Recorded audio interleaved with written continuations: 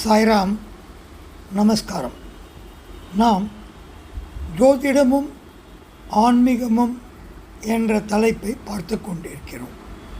நேற்றைய தினம் நாம் பார்த்தது நம்மளுடைய 5ஆம் பாவமானது கெட்டு போயிருந்தால், அதாவது ராகு, கேது போன்ற கிரகங்களின் கூட்டாலோ பார்வையாலோ அல்லது 5ஆம் பாவாதிபதி அந்த கூட்டாலோ இருந்தால் எப்படிப்பட்ட தீவினையான அல்லது நீச்சமான பிறவிகளை மனித பிறவியானது அடையும் என்று நாம் பார்த்தோம். இப்பொழுது இதை நம்புபவர்கள் மிக மிக குறைவு. ஏனென்றால் ஆன்மீகத்தையும் ஆன்மீகவாதிகளையும் எதிர்த்து அவர்களுடைய கொள்கைகளை தவறாக சித்தரித்து அவர்களை காயப்படுத்துவதே கொள்கையாக கொண்டிருக்கிறார்கள்.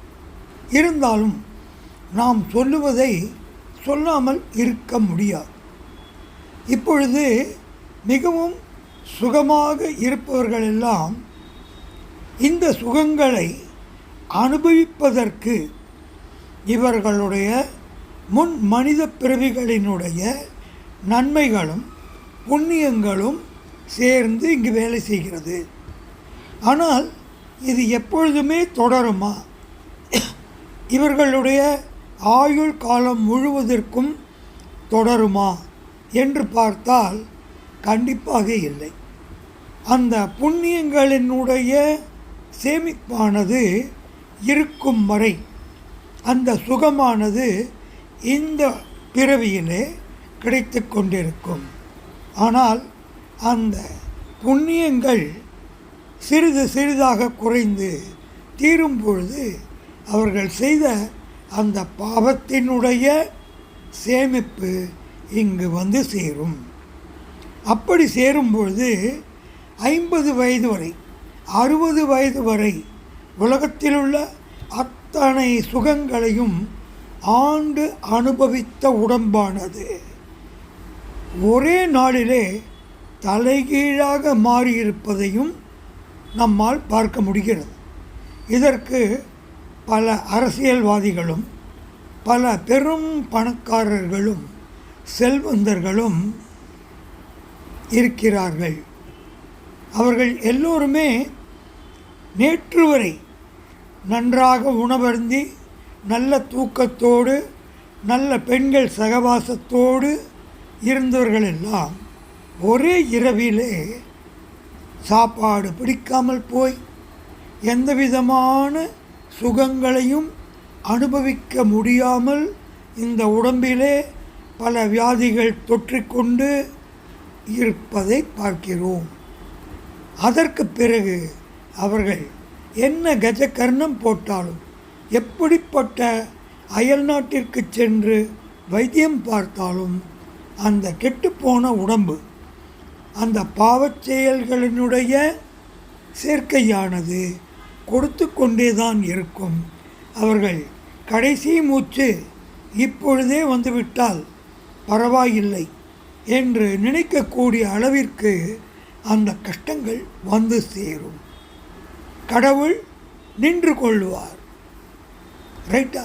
தெய்வம் நின்று கொள்ளும். எனவே நாம் இன்று சந்தோஷமாக யாரையெல்லாம் பார்த்து கொண்டிருக்கிறோமோ அவர்கள் எல்லோருமே கண்டிப்பாக சந்தோஷமாக இல்லை. செல்வமோ வீடோ வாசலோ வாகனமோ பெரிய தொழில்களோ மனைவிமார்களோ சந்தோஷம் இல்லை. அவர்கள் உள்ளுக்குள்ளே அனுபவித்து கொண்டிருக்கக்கூடிய ஆன்மாவினுடைய கஷ்டமானது பல 100 மடங்கானது இருக்கும்.